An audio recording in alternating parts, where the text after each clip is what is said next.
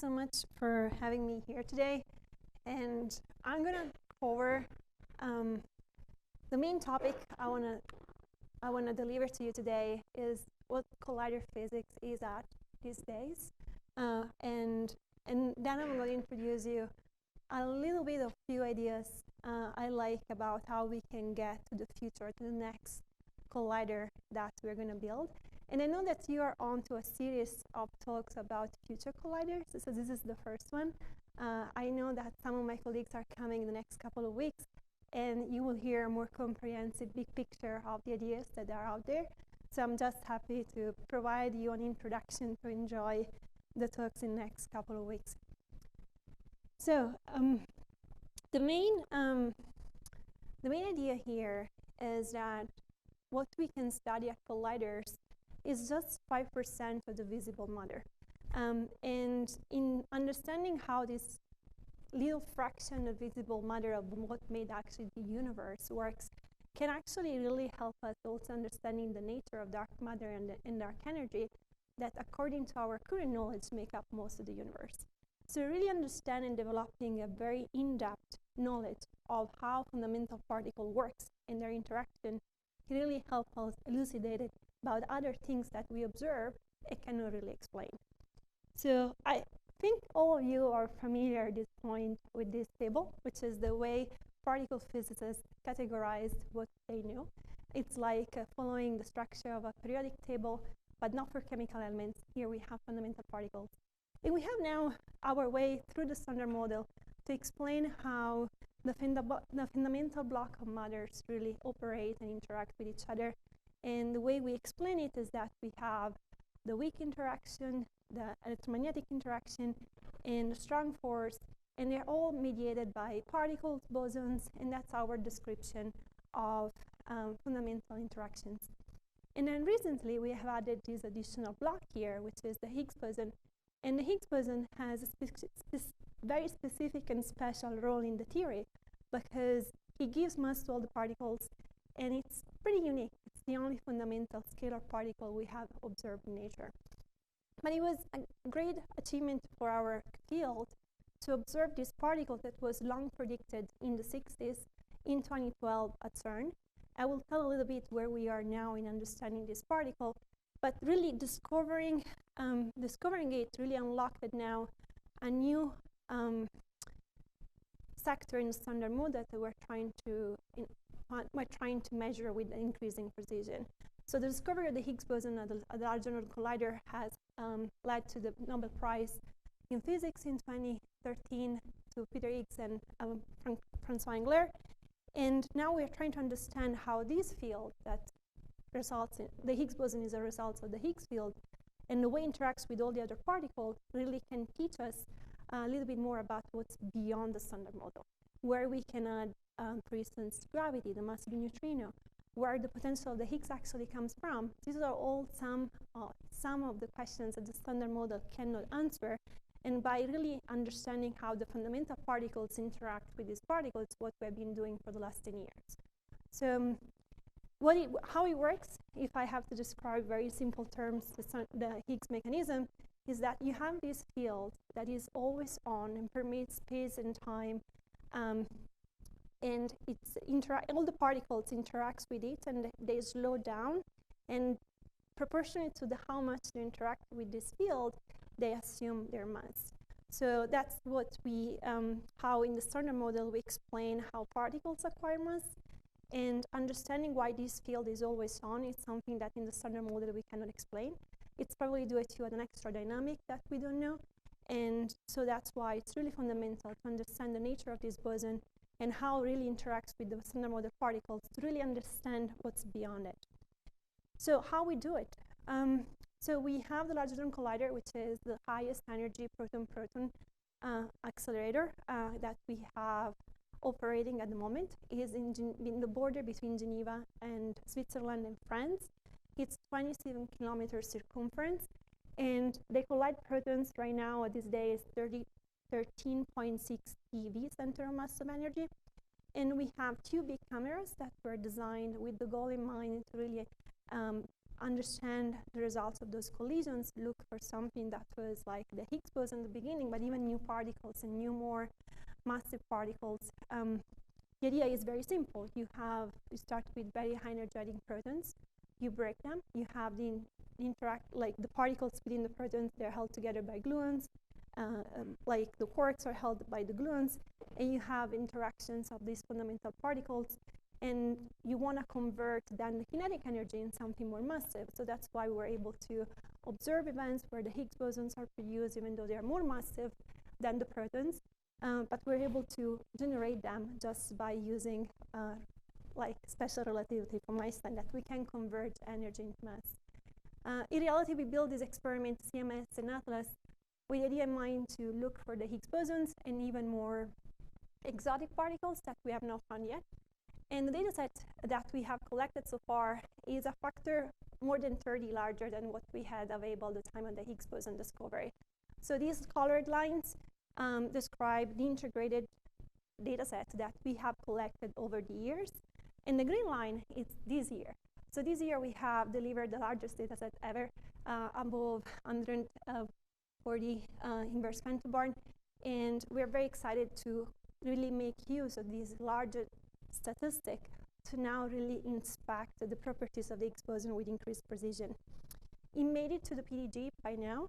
So now the Higgs boson has been characterized fairly well, and I'll give you a little bit of details about where we are at LHC with it. So it's a scalar, as I said, spin 0.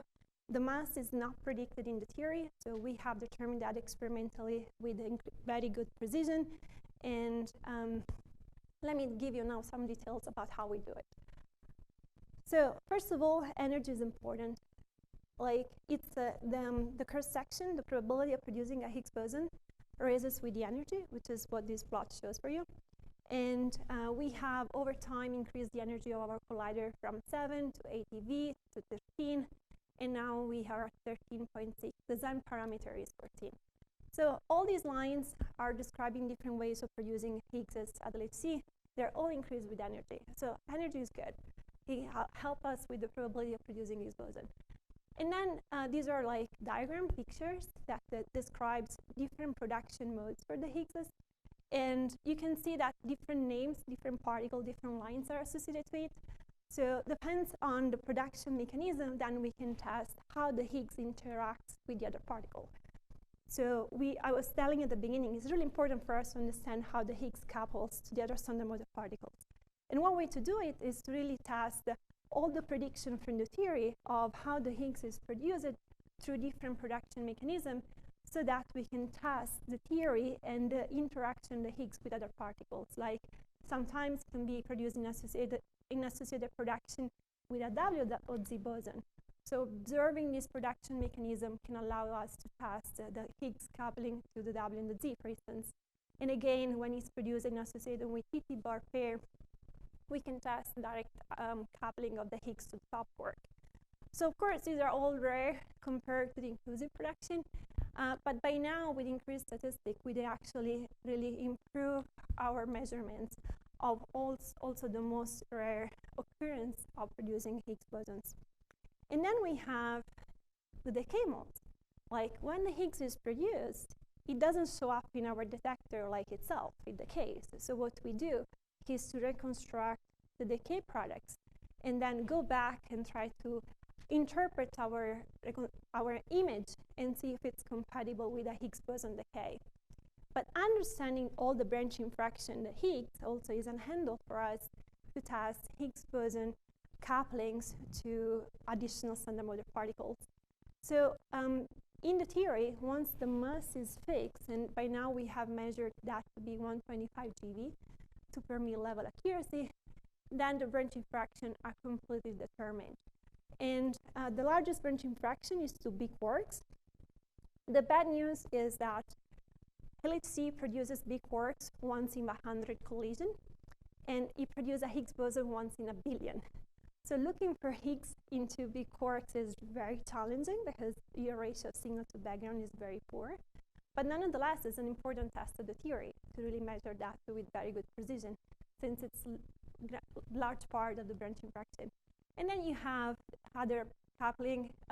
You can probe to taus, W's, photons as well through loop interactions with fermions and W bosons, and then muons as well. So I put here a very rough sketch of how these various decay products interplay with LHC, because I'll come back to this later when I will talk about future colliders. Because of the large background, especially of producing quarks, you're colliding basically quarks and gluons at LHC, so you produce a lot of quarks and gluons. Looking for the hadronic final state is very challenging. So the main channel that actually led to the discovery back in 2012 were the clean ones, where you reconstruct just two photons or leptons. Those are very clean signatures with very low background. And a lepton is a very clean final state in our camera. If you produce a quark, in our camera shows up as a collection of particles, because quarks don't exist as free states. So they hadronize a cluster, they produce stable particles, they are showers of particles. So reconstructing final state really depends on the detector resolution we have. Big quarks, taus, particles that involve neutrino that we don't reconstruct in our detectors do not have a good detector resolution, and they have large background. So really, photons and leptons are clean signature at LHC that have led the discovery channel, and we had to become very smart with AI and machine learning in order to really test all the others hadronic final state. So this is a picture that really represents how physicists feel about the Higgs at LHC. It's a machine that produces a lot of Higgs bosons, and we have a large data set now. But looking for Higgs at LHC, it's like looking for a needle in a haystack, because you produce a lot of many things that looks like a Higgs boson, and it's very really a job of understanding your detector, modeling your backgrounds in order to really have a clear handle on the Higgs you produce. So this is one of my favorite plots ever at LHC. It shows the Higgs mass now.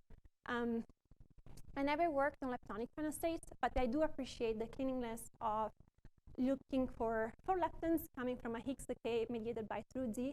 And then you can reconstruct electrons or muons very well at LHC. Both CMS and ATLAS have excellent performance by now on reconstructing this final state. And you can clearly see here the beautiful peak from the Higgs at 125 sitting on top of very small background. And the D is here, so you have a standard model candle right next to it. And the relative uncertainty right now for both ATLAS and CMS is less than per mil. This is really incredible. And if we put all together, I told you we are looking into decay modes, we're looking into production modes to really understand how the Higgs couples to the standard model particles.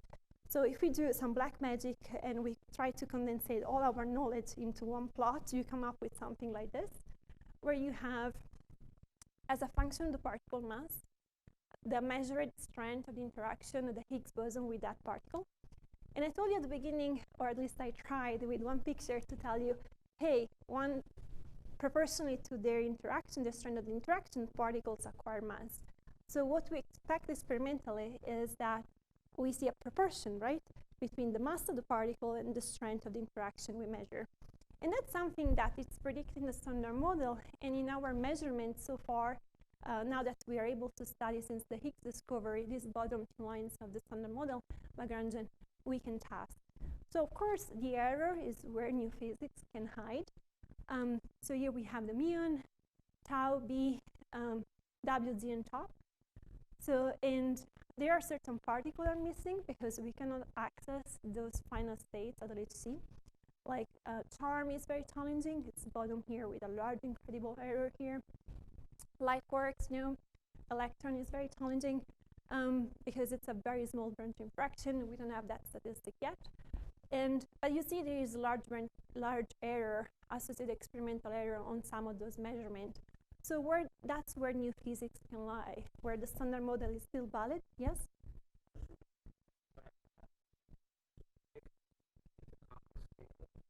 It's no.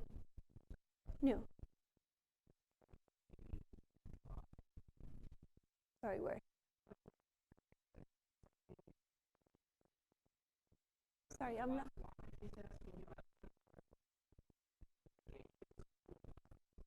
You're talking about this? Yeah. Yes.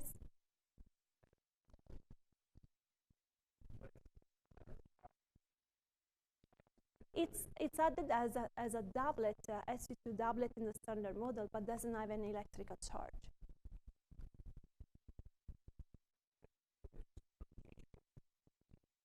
Yeah, and that's how the electroweak symmetry breaking arises. But the Higgs, the resulting particle, the Higgs doesn't have charge.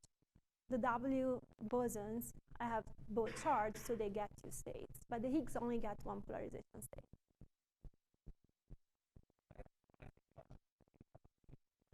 Yeah, as SU2 charge. Yes, it's a doublet for SU2. Yes. Sorry, I thought you meant just charge. I was just confused. Okay. All right. I hope the theorists in the room were okay with my answer. So anyway, point is, so far it seems a success of the standard model, but we hope it's not, because we hope to find new physics in these error bars as we add more measurements here, and as we shrink these error bars to hopefully find some discrepancy from the theory. Another thing we're able to test now is the potential. Has this shape in the standard model? Why is that? We don't know, and doesn't have any dynamic explanation for it. So the only thing as an experimentalist we could do is to just go and test it, and test the prediction versus the measurement, such as we can find a discrepancy. Hopefully that can tell us if this holds true. So if you expand the minimum, the potential around the minimum, then what you see is you have first linear coupling here, and the coupling of this trilinear is completely fixed once the mass is measurement. It's just a function of the Webb and the mass of the Higgs, and predicts like the production of double Higgs to be 1,000 times smaller than single Higgs production. So now with the larger data set, increasing larger data set we're having, let's see, we can also test double Higgs production and verify the first term of this potential shape. And the shape of the potential has connection even with cosmology, has deep implication about the stability of the universe, whether or not the electroweak symmetry breaking arises from a first, second order phase transition, and that has really deep implication to the matter-antimatter asymmetry we observe now. So really understanding the Higgs field and its potential has also deep consequences with cosmology as well. Just want to give you a screenshot. This figure will be probably outdated by spring, but with the first data set of run 2, we're waiting for run 3 now, and I told you it's the largest data set we have ever collected per year. We expect them to improve this by a lot, just statistically. But this shows combining 3 of the best channels to look for 2 Higgses. So now you have 2 Higgses, and both they can decay. And you use the largest branching fraction, which is 2 BB bar. So you use 1 Higgs goes to BB bar. The other Higgs can go to gamma gamma, BB, or tau tau.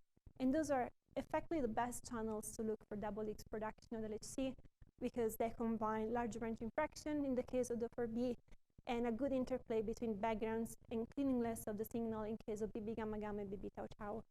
And we're getting closer to the standard model expectation. The way to read this plot is that on the bottom here, on the x-axis, this is the upper limit on the signal strength. The signal strength is the cross-section you measure, normalized by what the standard model predicts. So if you are a 1, you're exactly measuring what the standard model predicts. So, and we're getting close, because these numbers now are like roughly 3. We're getting close. We're 3 times away from the standard model prediction. We're getting close to test it, and hopefully not just test it, but even measuring it eventually to really understand if the double Higgs production can give us a hint of the Higgs boson potential. So these are the kind of events we look at.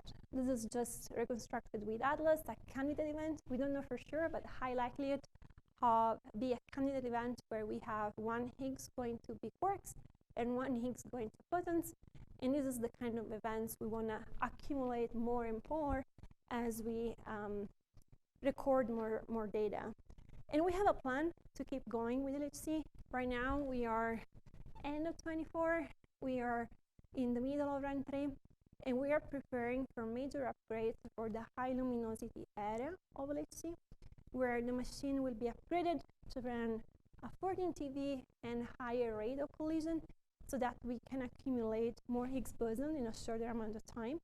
And we expect to increase the statistic by factor 10 with respect to what we have accumulated so far. We're building detectors. You're busy with the trigger upgrades, pixel upgrades. As SLAC, we're doing that too. We're building the first 2 layers of the future ATLAS detector. And hopefully, we will be able to resolve the much denser environment that we expect at Illumi. The reason why we need to upgrade our camera is that we need to increase the granularity. Because now, right now, when we collide packet of protons with each other, 40 megahertz, we have multiple other collisions happening. We have our interesting one, where maybe a Higgs is produced, but we also have overlapping proton-proton collisions that are creating a noisy image. So you need to upgrade your camera if this noise becomes higher, and it will get higher than LumiHC because we're colliding at a higher intensity of collision. So we need to resolve very well all the various collisions that are happening close by so that we can really improve our precisions and not just the statistic of our images. This is a best of our knowledge.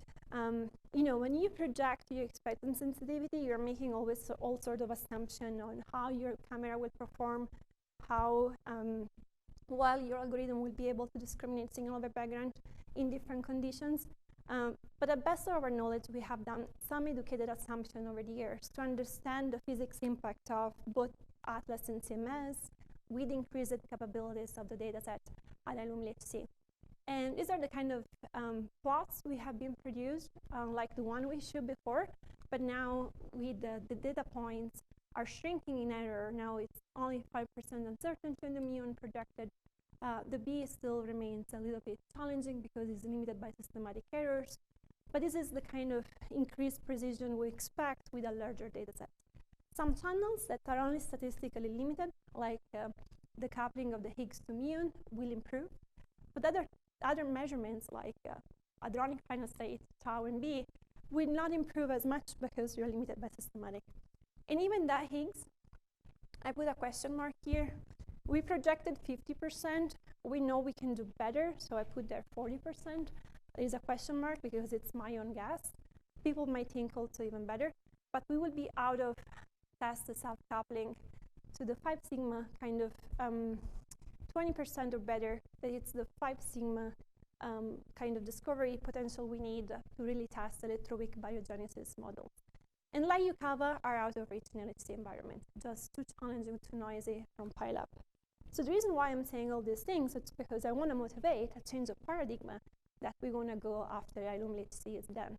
So PP machines are great, have performed so well, but people are thinking of really going after new physics in a different way. Because LHC, I only showed the results that are pertinent to the Higgs, but we have been looking for a bunch of final states. Here, people at Colorado are looking for SUSY and other beyond standard model particles. But so far, we haven't found it. So maybe one way to look into new physics could be to also understand better the Higgs couplings. So theorists can help us understanding, given an additional scalar or given an additional doublet, how that will affect the coupling of the Higgs to standard model particles. So those two maps here show for 2 different beyond standard model hypotheses, how should I expect the Higgs coupling to deviate from the standard model. And the first thing that appears clear here is that the patterns are different. And the absolute scale is very tiny. Here it's percent, few percent level deviation from the standard model. And depending on the pattern of new physics, you can also try to understand what kind of different additional dynamic you need beyond the standard model. So what has been growing in the community is the interest to really test the couplings of the Higgs to percent, but sub-percent precision in some cases, to really try to help us experimentalists understand where new physics is. Another way to look at it could be for a specific model now here, I have a mass of an additional particle, and this is a parameter that gives us the coupling, the mixing of these additional Higgs to the standard model Higgs. And you see these lines. These are like reach of, depending on the Higgs coupling measurement on the tau, on the B, on the C, you get an additional reach in mass and coupling that can extend the high luminosity sensitivity to really directly search for this particle. So basically what I'm trying to say here is that understanding the coupling of the Higgs could have, under certain assumption of course, potential to extend the reach in mass and in coupling of direct searches that in parallel we will be conducting the Hello HC. So it can really be a matter of I study the coupling, I see discrepancy, give that to the theorists that will help me understanding which new physics might be giving for that. Another way to visualize it is how studying a specific coupling can give you an extension in mass, reach, and coupling to standard model particles. How you get precision. So I've been always working on PP machines, but over the last few years, I've been educating myself on the physics and the beauty of A+C-, where when you produce a Higgs LHC, I was telling you, you actually collide a bunch of protons. You have the quarking gluons inside the protons interact, and you have a lot of, when you produce your Higgs, you don't have just the final state of the Higgs that you reconstruct. You reconstruct all the underlying events and additional hadronic production as well. If you produce an Higgs and A+C- machine, you just produce a Higgs because A+C- are already elementary particles. And so a reconstructed image of a Higgs boson on an hypothetical future A+C- machine will exactly look like this, much less crowded image, because you only reconstruct the final state particle from the Higgs now. And so the initial state now is very clearly defined because you know the energy of the incoming beams of electron and positron. You can even polarize them, and that can actually aid to a lot of standard model measurements that you can use polarization to disentangle some interesting effect in cross-sections and CPE operators and so on. So you can really understand the initial state very well and be more ambitious on the kind of measurements you can design. And I was telling you before, let's see, we have a Higgs boson once in a billion collision. And in the meantime, we produce a lot of things it's very hard to distinguish power signals. And we have to make a real-time selection to make sure that we retain the events that are interesting. A+C-, you produce a Higgs every 100 collision. You can go triggerless. You don't have to make any online selection. You can just keep everything on tape. And it's a very clean experimental environment. So now the situation becomes different because depending on the energy of your beam, you access to different production modes. So the first plot I showed you was showing the probability of producing a Higgs boson through different production mechanisms, and all the lines were activated at every energy. Well, here it's different, right? Depending on the center of mass of energy, you have only access to certain production modes. So a very low energy at 250 GeV, you produce a Higgs boson through associated production with a Z. This is an interesting process, and I will tell more about this later, that really could allow to calibrate the Higgs weight and measure the absolute value of the Higgs weight that we cannot do at LHC. And I'll show you that in a moment for how. And then as the energy increases, center mass of energy, you can produce Higgs through W fusion. But the most interesting aspect is that once the energy goes up, you can actually access TT bar associated production again. And most importantly, above 500 GeV, you really get to the double Higgs again, which is what we really want to understand as well for a complete Higgs program. You want to test the coupling of the Higgs, access the coupling of the Higgs to all the standard model particle and the cell coupling in with the least possible number of assumptions, radical assumption. So now a little bit of a digression.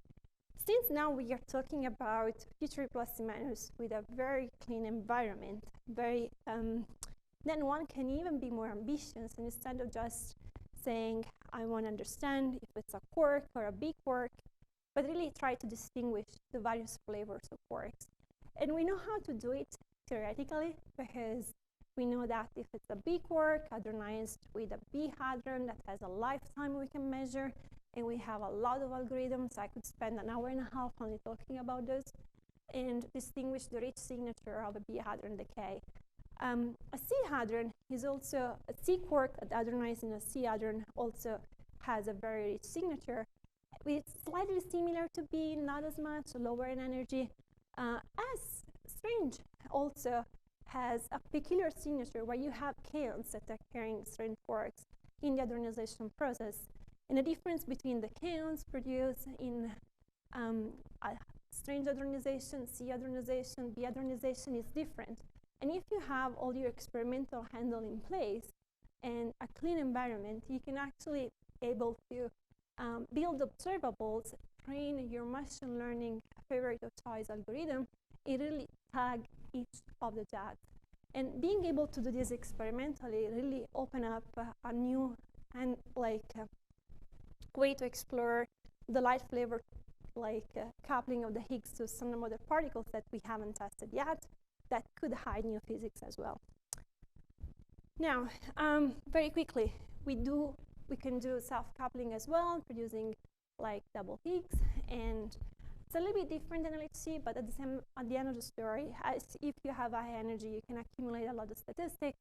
And what we think is that you can reach 10% in precision on lambda if you can go high energy from 550 GeV. Work is in progress to really bring this down. There is a new deadline for our community. We're in the process, Europe is in the process of updating the general strategy for collider physics. And by then, multiple studies will converge and will be updated. And right now, we think in the bulk of 10% to be the precision that is achievable at higher energy in E plus C minus environment. Now, I told you why we want it, how we get there. So, which is the technologies that is available to us that it can allow us to get there.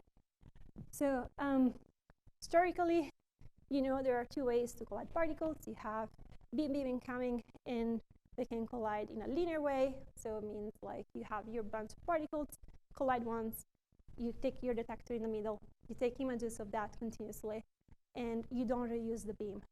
This is the linear approach, and it has for E plus C minus the advantage that you don't really suffer much from synchrotron radiation, so you can go very much high energy.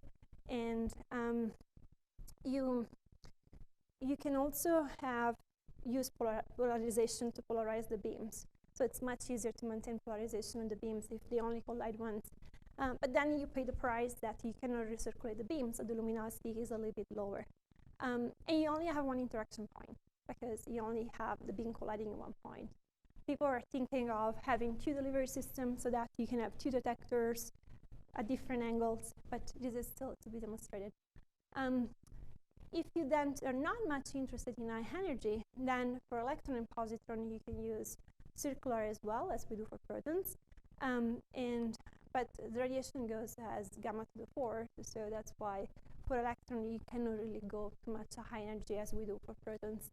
But you have to keep the energy below 340 GeV, 350, but then you can have multiple interaction points, multiple cameras that can share the luminosity, and you can recirculate the beam so you can accumulate a lot of data.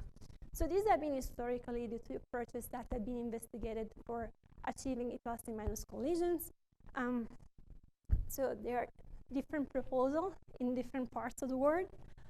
We have CPC in China, which is a circular ring, and I'm not going to talk about it because US is not contributing to that.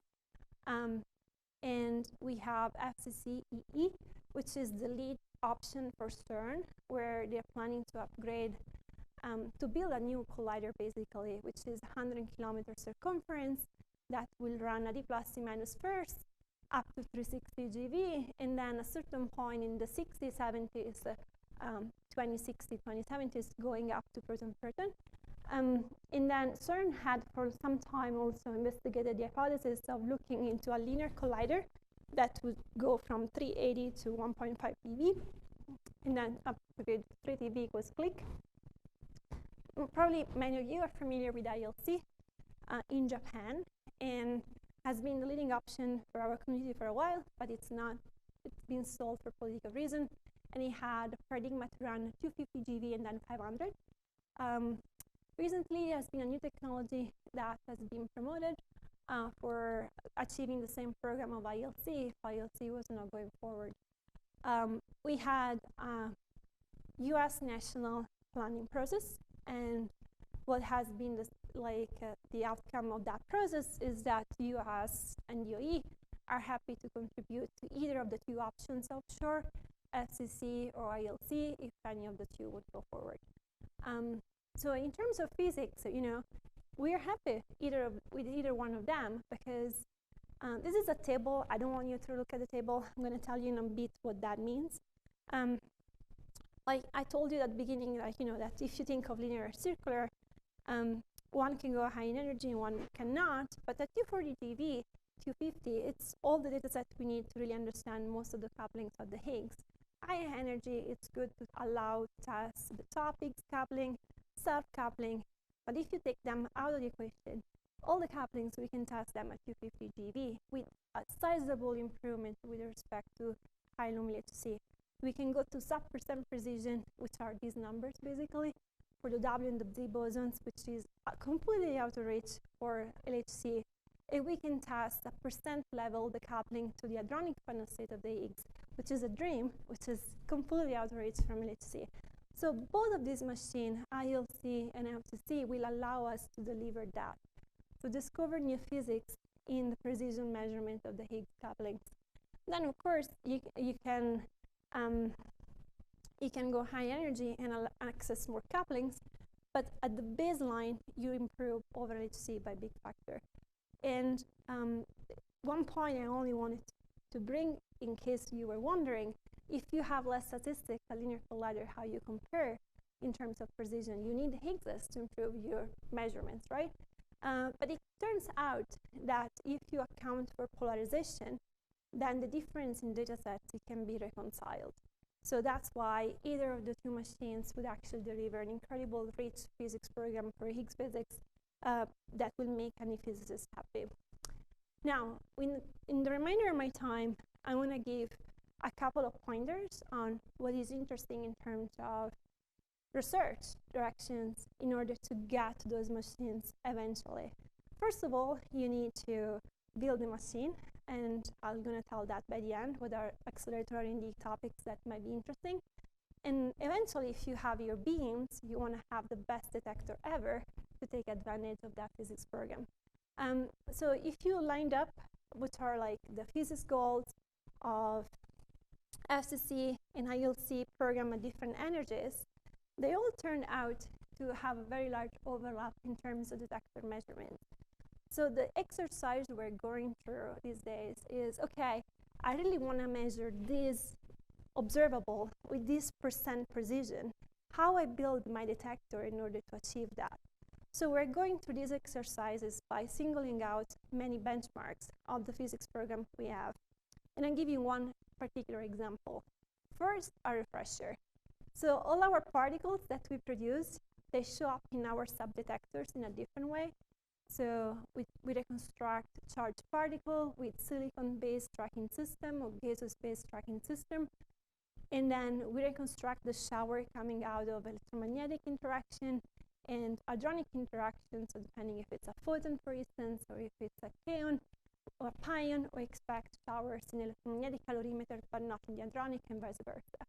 And then if we have a muon, we need to keep having tracking system to see how the trajectory evolves in our detector. So we have then to come up with a design for vertex tracking, electromagnetic and hadronic calorimeter.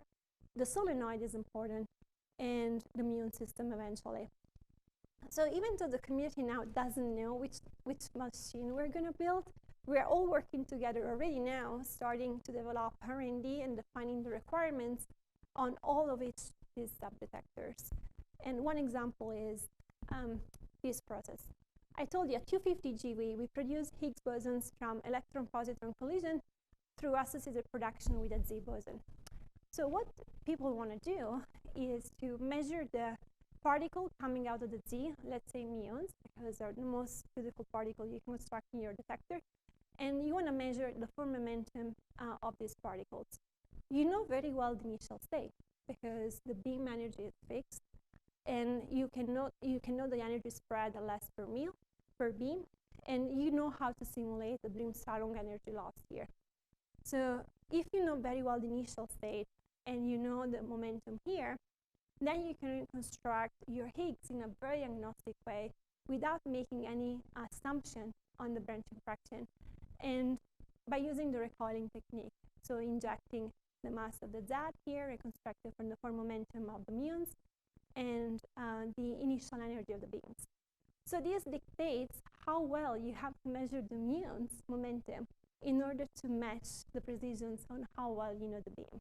And this is significantly then giving you possibility of going here. This is simulated, projected, of course, of how well you can reconstruct the peak here, that is your X mass 14 MeV. Remember, let's see, we can do very well, but this is in the hundreds of MeV. So now you're giving increased precision here, and you can measure now the cross-section with percent precision in a model-independent way, because you have made no assumption on Higgs decay modes. So this is the kind of exercise we're going through, understanding which is our target precision, what we can do with the accelerator, and then deriving constraint on how well the detector has to perform in order to get there. And of course, you have different benchmarks. I'm just giving one example here. And then you put everything together, and what you came up with is that you need a very good momentum resolution if you want to measure to 10 to the minus 5 the momentum of your muons. If you want to distinguish B and C quarks, as I was showing at the beginning, you need to have very good performance in your vertex detector and so on.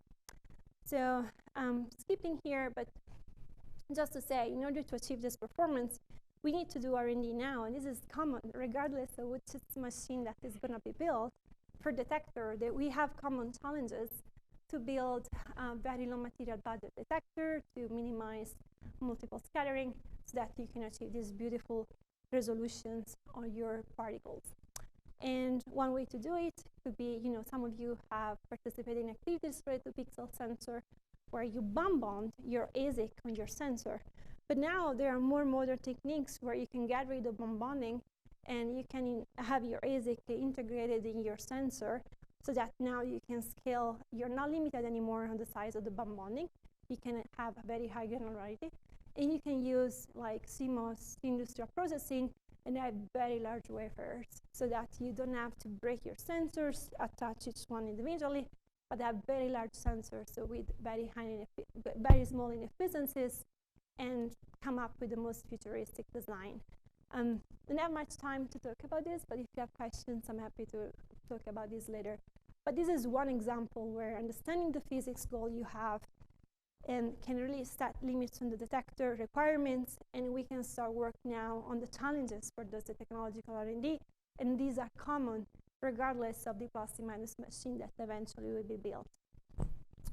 These are the timelines we face, like 2060 and beyond. This is what P5, our national process for prioritization for energy physics, seems to suggest it's our roadmap. So we have ILLUMI-HC that will take data, hopefully starting at the end of the decade for 10 years. And then hopefully we will have an offshore X factory, the plus minus machine, running shortly after that with a few years gap. And in the meantime, we hope to really go high energy. That's the goal. And FTC has a path to go higher in prudence, but R&D is needed to really understand how we can get there. You will get a talk next couple of weeks about muon and plasma and how we can get to very high energy in a cost-effective way around this timeline. And right now, we are in the process of European strategy to really decide to see whether or not FTC is going to go and with which timeline.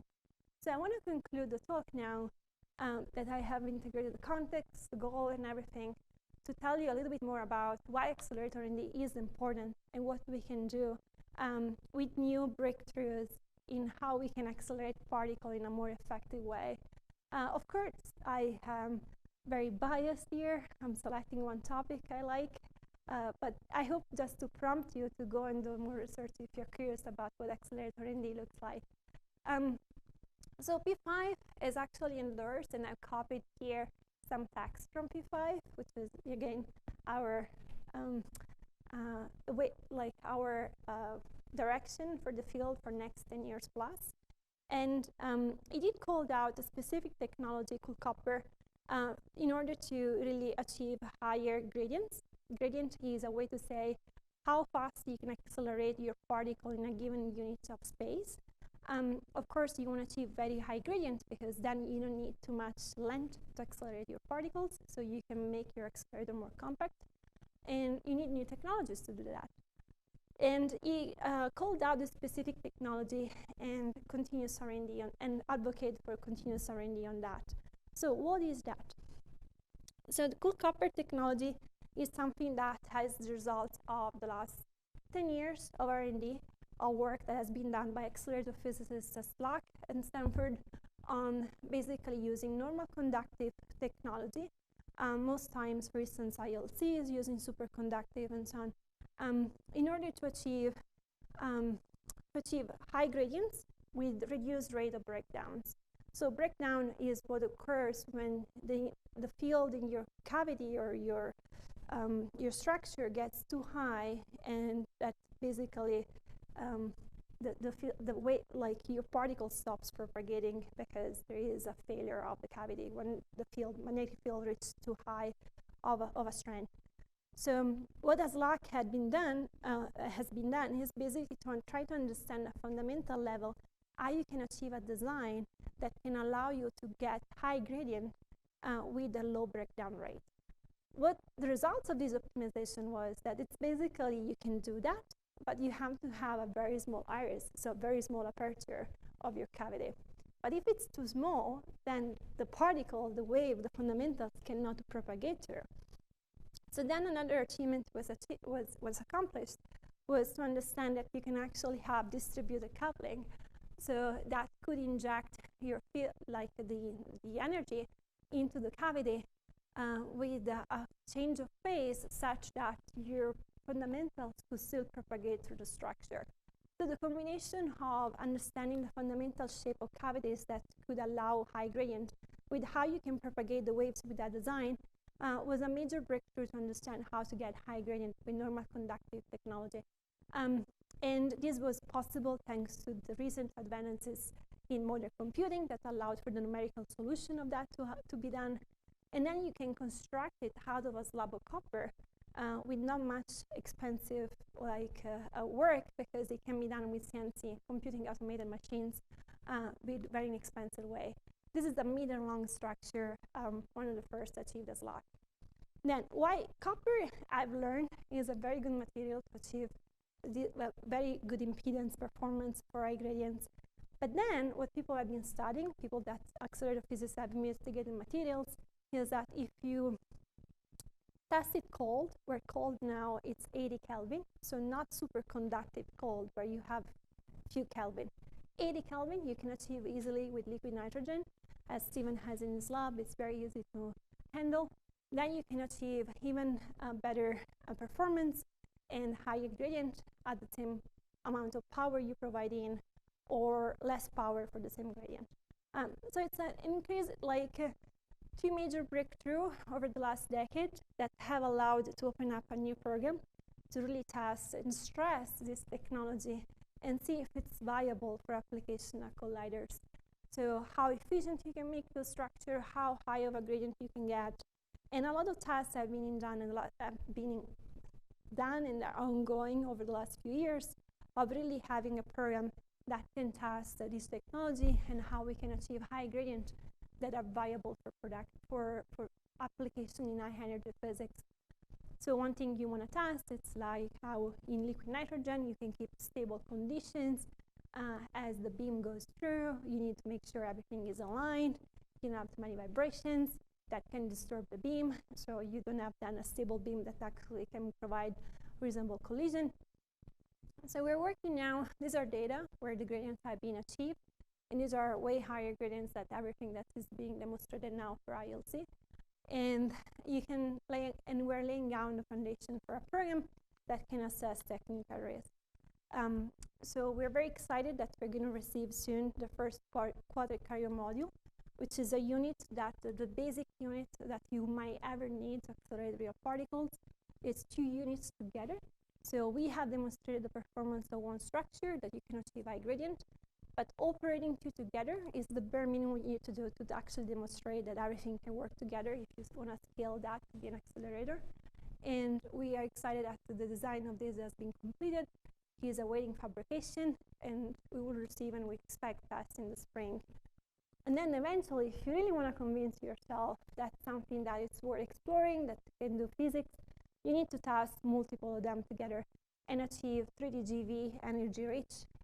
This would be roughly a 50-meter facility. So this is expensive R&D, but we're going towards that path if we want to really get to demonstrate new technology that are viable for physics.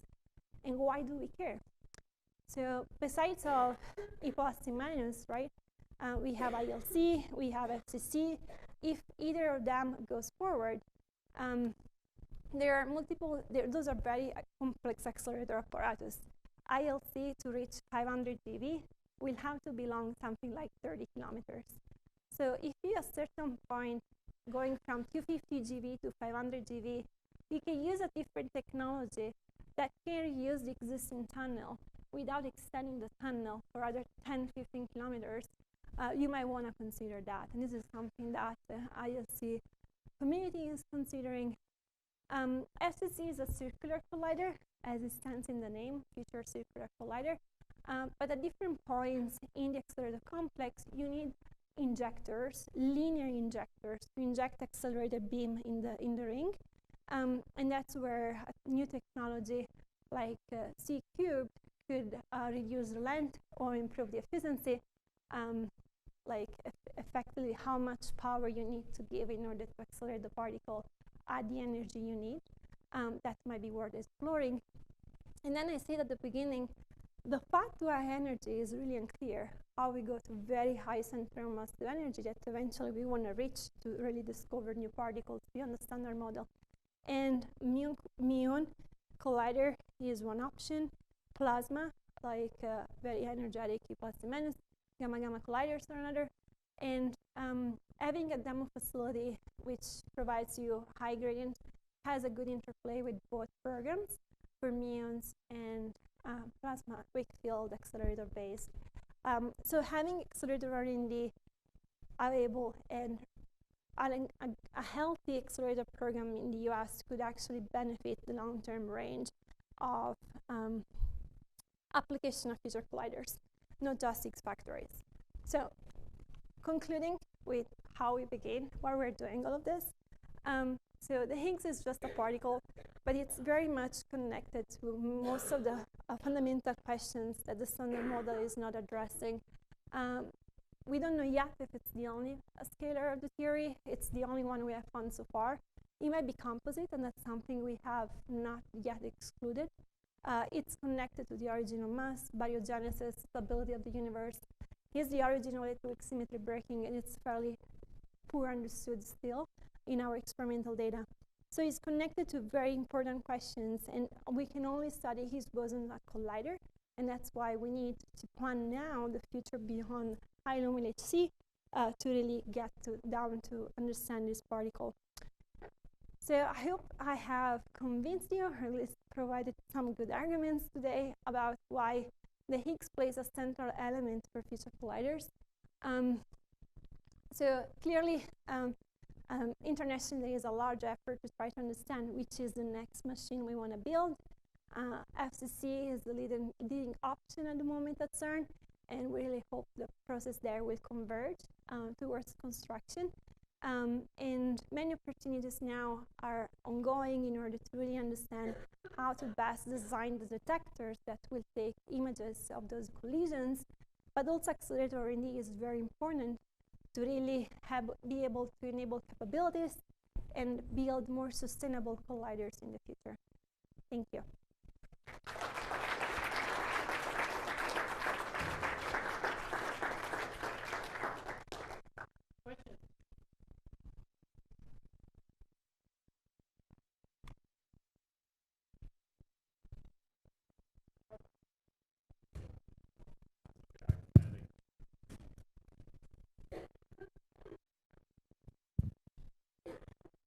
So you mentioned that the ILC would have to be 30 kilometers long. So why can't we make it shorter with the cold copper solution, or? Because, so the gradient is what matters. So the technology that is for ILC can achieve something like 35 MeV per meter, and the cool copper collider can do easily 70, but also 120 if you can, you want to provide more energy, like it's also RF power.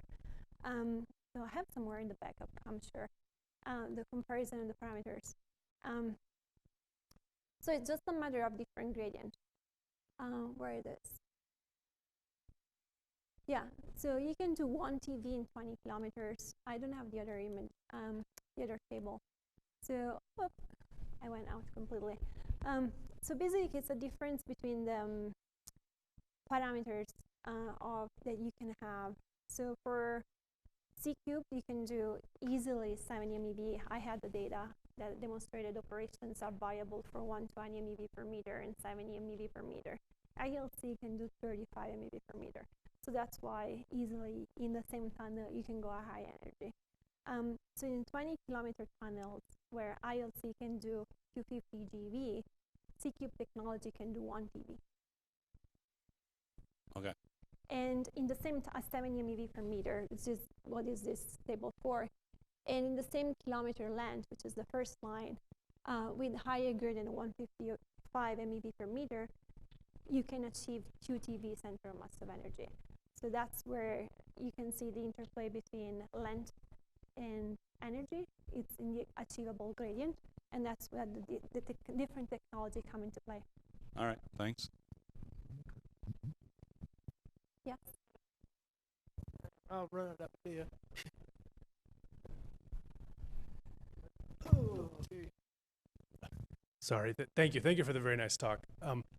You showed this plot early on of the summary of the Higgs coupling to the fundamental fermions. And there was sort of a data point for charm, but with really, really large uncertainties. And then I guess you were arguing sort of in the HL-LHC era. I didn't have it for LMHC. So yeah, and it wasn't not in the projection. Right. Yeah. But that earlier measurement, what is the story there? Why, I mean, is it possible there's some dedicated low mu running where you could really beat down the systematics and measure it, or is that just sort of, that's the best we can do with colliders for the, I think that's the best. or hadron colliders for the charm? Like there are new algorithms like that are aiming to, you can add more deep layers in your neural network strategy, your network architecture, and try to use more tracking information to rediscriminate the charm from the B. But at the end of the day, they both have a secondary vertex. And the difference is in the mass. The charm and the bottom are different in mass, so the charm is lighter. But we don't have the capability, LHC, with pileup to really reconstruct the secondary vertex mass with the precision you need to have a good discrimination between B and C. You can train your algorithm, like try to achieve incremental improvement, but ultimately you're limited by the detector.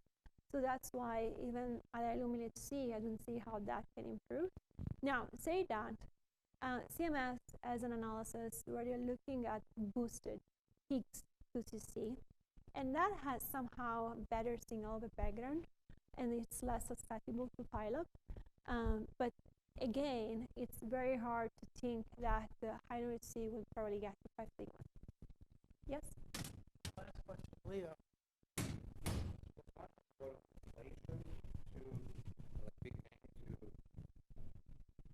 To have the universe be warm enough, hot enough to have the Higgs field uncondensed. Like is that like, so where's the? Well, where's the cosmology Higgs can give us probes too. Say again? So cosmology has the way to probe inflation models as well. And that involves the Higgs? Yes, Higgs could be one of the possible candidates for inflaton as well under certain conditions. So I think the way I see it, not an expert on that, is that experimentally at Collider, we have access to the potential, and the potential can give some constraint on the field that is compatible with the requirements that you need inflation to work. So we meet there, but it's not that we can really directly test inflation models here. It's not restrictive enough to like. If we will have more precisions, I think 5 sigma or more, 20% or better precision on the self-coupling, we can start providing useful information to cosmology models. But up to now, 30%, 40% precision that is projected for a high luminosity is not enough there yet to be conclusive. Thank you. And of course, we already have excluded that the Higgs is a pseudoscalar, so we know it's a scalar. That part is already like pretty much decided, and that's compatible for being an inflaton or so on. So certain things are clear now that it doesn't have an electric charge and it's scalar, but it could be come up if we